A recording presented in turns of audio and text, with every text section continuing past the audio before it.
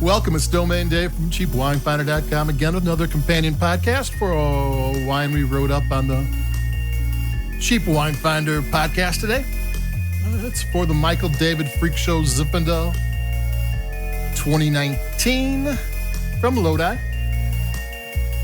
Michael David are a family-owned winery. They've been in Lodi since 1860s. They're the fifth generation. Michael and David Phillips. 6 generations working at the winery. They started the winery part of it. They were just growers for a long time in 1984. And the Freak Show is one of their lines of wines. It's kind of in the middle. I think it lists for 20. I found it for 15.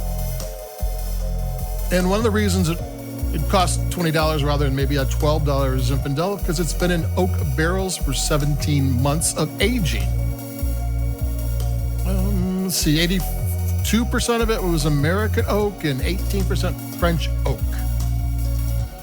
And American oak and French oak are two different species. American oak has a wider grain. French oak has a tighter grain. It's more subtle. It doesn't give off as much influence as the American oak. But Zinfandel is one of those wines that can handle the more intense American oak. And American oak, they toast the barrels. Whiskey barrels, they char the barrels.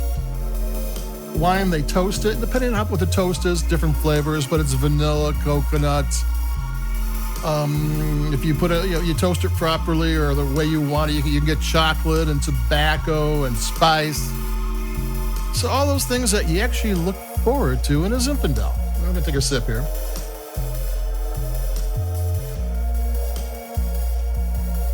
This isn't old vine or anything like that. Not that there's anything wrong with old vine. They're actually good. This is just regular good vineyards and good grapes. Here's a little Zinfandel fun fact and why it doesn't taste the same as a Primitivo, even though they're Primitivo from Puglia in Italy and Zinfandel from California are the same grape. I think they're different clones. And what happens with Zinfandel is the bunches don't ripen all at the same time. You can have a bunch where the grapes are too ripe and not ripe enough and in between, where Primitivo all ripens at the exact same time, which gives Zinfandel its spicy character because it's got more going on because the grapes are not all equal all the time. And I'm going to take a sip, and this is my kind of style of Zinfandel.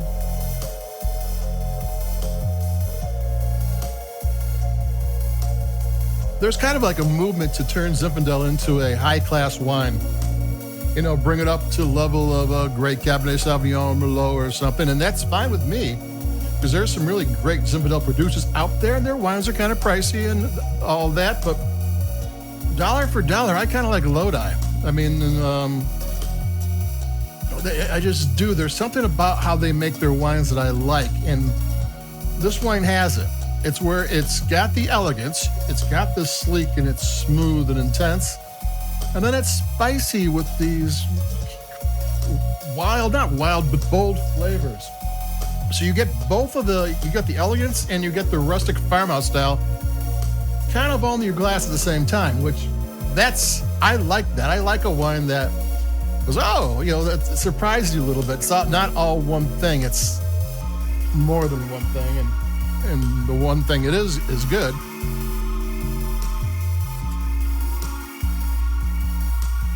I took another sip. Yeah, it's got rich flavors, but it's not over the top bold. It's 5% alcohol, but it holds the alcohol well. It's kind of rare for me to have a wine where the alcohol bothers me, but it does happen from time to time. And this one, if I were going to guess, I wouldn't guess how high it was because it has a flavor, has a texture. And I want to go back a little bit to the 17 months in oak. And what's the difference between that and a $10 Zinfandel? It's 6 months in oak. The wine is made differently when it's going to be in oak barrels for an extended period of time than it is when not such a long time. There's more extraction. There's more going on where the grapes themselves are intense.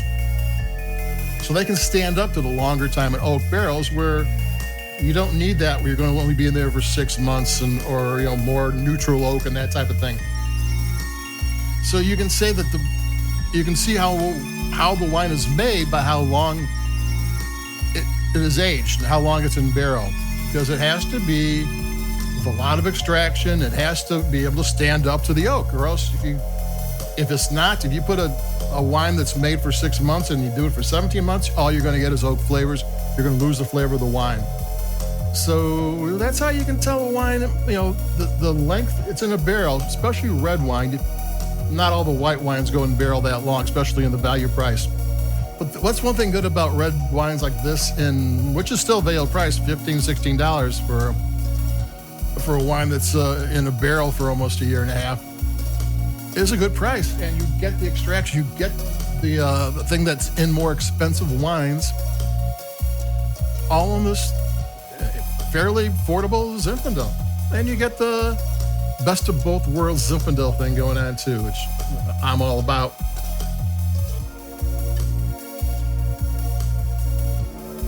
So that's it for me. This is a wine I really like. It's my style. I like Zinfandel. I like Lodi. It's a great place for value price. I go to these wine tastings, people, Lodi, I don't drink that, because they have to drink Sonoma or Napa or something. But I don't know. There's good wines here. There's value wine. There's wines that are priced well and taste great. Why would you not want that? But some people just don't know. But we try to tell them, and hopefully you're all listening. So like us, we like your podcast, if you will.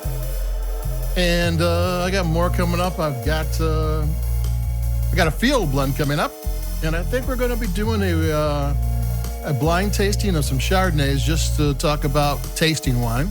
But we have things planned. There's not a lot of new wines out there. Whatever's happening out there is still happening. So we'll find something to do, something to talk about, and something we can all learn a thing or two, including me.